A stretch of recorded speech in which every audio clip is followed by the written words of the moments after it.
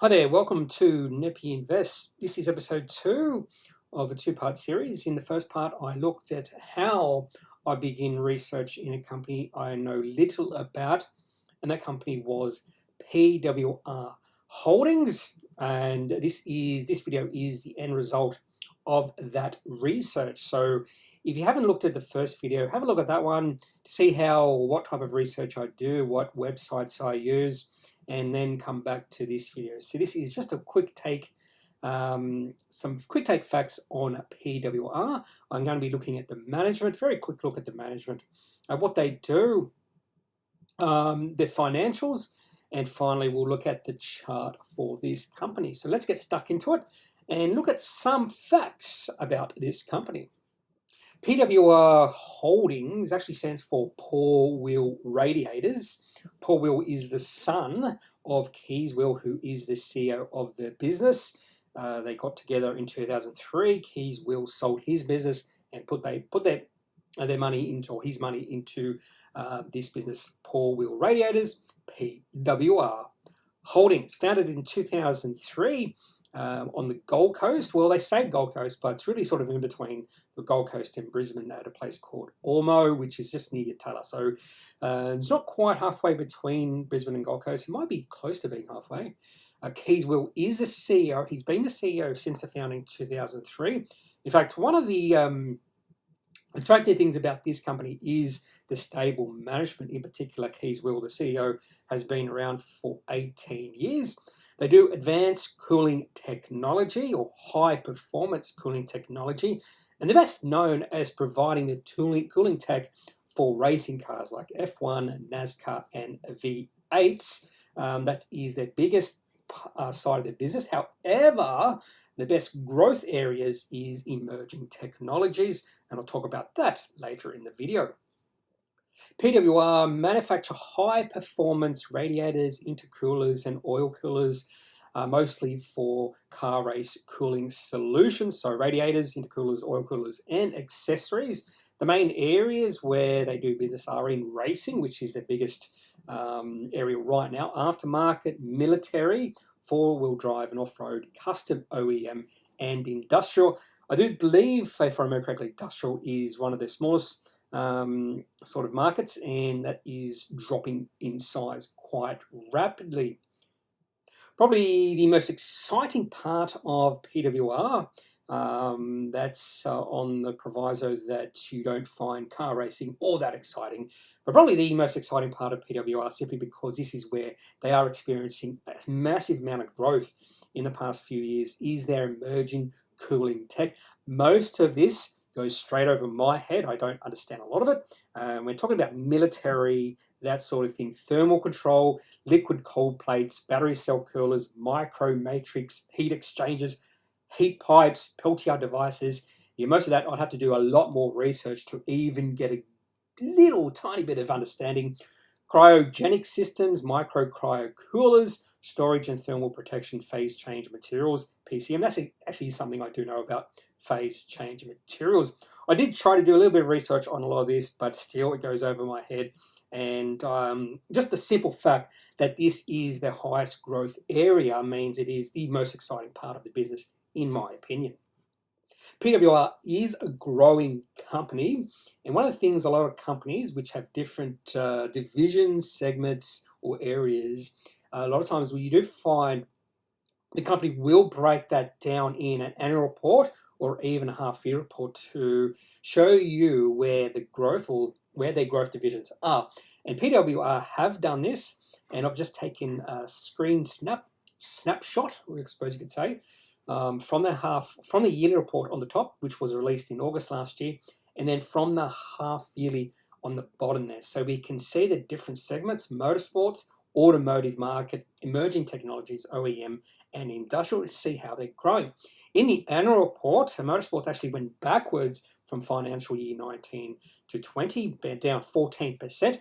Automotive markets went up a little bit, and emerging technology grew by 62% and OEM grew by 60%. In fact, you can see motorsports, how that is a larger segment. So that's the reason why they're best known for that area. Overall, from financial year 19 to 20, they only grew revenue by 0.5%, but things have changed in the last half year. So in the last half yearly report, motorsports grew at 14%, from 15.9 to 18.2. Automotive aftermarket grew 27%. Emerging technologies grew 72%. Interesting thing here, in the half year for this financial year, emerging technologies produced $4.6 million of revenue, which beat the whole financial year revenues, which is only 4.1. So you can just see how fast emerging technology is growing. And OEM grew at 40% and is right now, for the half year, 6.6, which is more than the whole financial year 19. So it does look like emerging technologies and the OEM divisions are where the growth areas are for PWR, and industrial is going completely the other way, down 8% from financial year 19 to financial year 20, and down 30% from half year 20 to half year 21, and only $491,000 in revenue for the last half year. So it seems like that area, they're not putting a lot of time and effort into industrial. On to some financial facts for PWR. The ticker code is PWH. It would have been convenient if they could have used the ticker code PWR, but that's been taken by Peter Warren Automotive. I think it's Peter Warren. Anyway, I don't know anything about that company.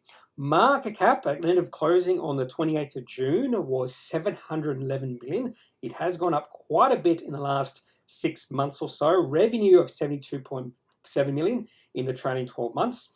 If you don't know what trailing 12 months, it's just taking the last 12 months. So the last half of the last financial year and the first half of this financial year, and just assuming that's one full year, that's trailing 12 months. 72.7 million, operating cash flow 27.6. You just compare the revenue to the operating cash flow. So there's a lot of good margins in this business. They convert a lot of that revenue to cash flow, which is a good thing. There's another company I'm looking at called Cirrus Networks. They have over $100 million in revenue and are virtually operating cash flow neutral. The last three things in this are valuation metrics: price to operating cash flow, price to earnings, and price to sales. All three of these are on the high side. Price to operating cash flow 26, PE ratio 44, and price to sales 10. I would prefer those to be a little bit lower. It is one question mark I do have over this company is the valuation right at this moment. I would prefer it to be a little lower. If we did see these valuation metrics halve from where they are now, I'd be way more attractive to this company. In fact, I wouldn't be going all in, but I'll definitely be thinking about taking a position. So that's one little thing against this company right now, is just the valuation. The market is expecting big things in regards to this company and the financial performance in the next few years. One thing I always like to look at when it comes to a company is their cash flow statement. So I do look at all the other statements, income statement, that sort of thing, but I always tend to hone in right to the cash flow statement. I want to see how the company is performing in their operations and where they are losing money elsewhere in investing and financing activities. I tend to focus mostly on operating activities to see how the cash receipts are going, but we can see just by looking at revenue and just to see if they are operational cash flow positive in their operations. In the cash flow statement, we also can see how they are spending capital expenditure. That's very important. There are some companies who spend a lot of money on capital expenditure. I would like to see every company who do a report to break down the capital expenditure into maintenance and growth. I have seen a few companies do that. For instance, PWR spent $8.3 million on property, plant, and equipment, which is capital expenditure. I'd just like to know if that's capital expenditure, how they break that down. In fact, they do have a note here, 8.5, and right now, I've just decided I'm going to have a look at that note to see if they do break it down. So just bear with me for 1 second. I just had a look at the note B5 to see if they did break it down, capital expenditure into maintenance and growth. They did not. All they said was it has been funded from the group's cash reserves. And the other thing to note is the cash at the end of the half year, and they did have $16.8 million of cash. So they did lose $4 million in cash during the year, but they did pay a dividend of $4 million, and they repaid $5 million of borrowings. So if they didn't do that, they would have actually grown their cash reserves by the end of the half year. So the balance sheet looks quite healthy for this company. Cash flow statement looks quite good as well. So the financials of this company are the sort of thing you would see for a healthy company. So not a lot of debt, very limited debt, good cash reserves, a growing revenue or receipts, operational cash flow positive. Everything's looking positive for PWR when it comes to their financials. Having a look at the financial state in one sort of year in isolation really tells you nothing. You need to know how the company is performing through time. And what I've done here is go back to when they IPO'd. So PWR listed on the ASX in late 2015. The first 12 years of their life, they were a private company. And more than likely, they wanted to take advantage of the capital markets for growth reasons. So then what they do is they list on the exchange, and they sell part of their business to investors like me, and they get some more money into the business, and they use that for growth reasons. They've been on the ASX for about 6 years or so. And what I've done is broken down their revenue, operating cash flow, profit into half-year increments and just compare that to the market. What I'm looking for here is any signs that the company is growing quicker than the market cap of the company, or reversely, we're seeing the market cap or the valuation of the company grow quicker than the financial metrics. And that's called, what's that called? Multiple expansion, when you see that thing happen, when you see PE ratio go up through time, or price to operating cash flow, price to sales. If they all go up through time, that means that the market is valuing a company at a premium to what they've been doing in the past. In PWR's case, we can see the company is growing through time. The one thing that really stood out here is there is a bit of seasonality to this business. The first half of their financial year tends to be the worst half, and then they do improve in the second half. You definitely can see that in the profit, which is that black line. You can see it going up very slowly in sort of a wave, and that just shows you a seasonality behind this business. And the same thing you can see in the operating cash flow and the revenue. The market cap is a little bit different. That's all the market has smoothed that out. During this period of time, from the start of their time on the ASX to the end of the half year, we didn't see any large discrepancy between the financial improvements of the company and the market cap. It seemed like the market cap or the valuation of the company was climbing at a similar rate to the finances of the company. And to confirm that, I calculated the compound half-year growth rate of revenue, operating cash flow, profit, and market cap. And in fact, profit and operating cash flow were growing quicker than the valuation of the company. In fact, profit was growing at 18% per half year, and operating cash flow was growing at 12% per half year. That's good growth for a company when you notice that's on a half year basis, not on an annual basis. However, the market cap or the valuation of the company was only growing at 4% per half year.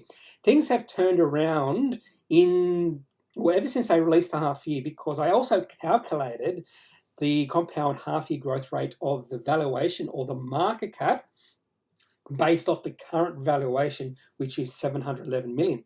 At the end of the half year, the valuation of PWR was only 453 million. And we can look at the chart and see how the valuation of the company has grown quite considerably since the release of the half year report. We'll see that in the chart in the next slide. So if I take that increase in valuation, the market cap has grown at 8% per half year, which is very similar to the revenue, but still lower than operating cash flow and the profit. So there's still some value here if you compare it to when they listed on the ASX. You might be able to argue when they listed on the ASX, they were valued quite highly. That's an argument that I would listen to. And that just shows you that the market has always priced a premium onto this company, because I do believe this company will be able to grow in the future. Now on to the daily chart for PWR. Probably the main thing you can see here is the share price from about August of last year to the release of the half yearly in February, 19th of February. The share price wasn't doing much. Whenever the share price got to around $5.20, it fell away. That was resistance. It reached out about 2 times. You can see it was just consolidating, going sideways, trading in this channel between $5.20 and about $4.40.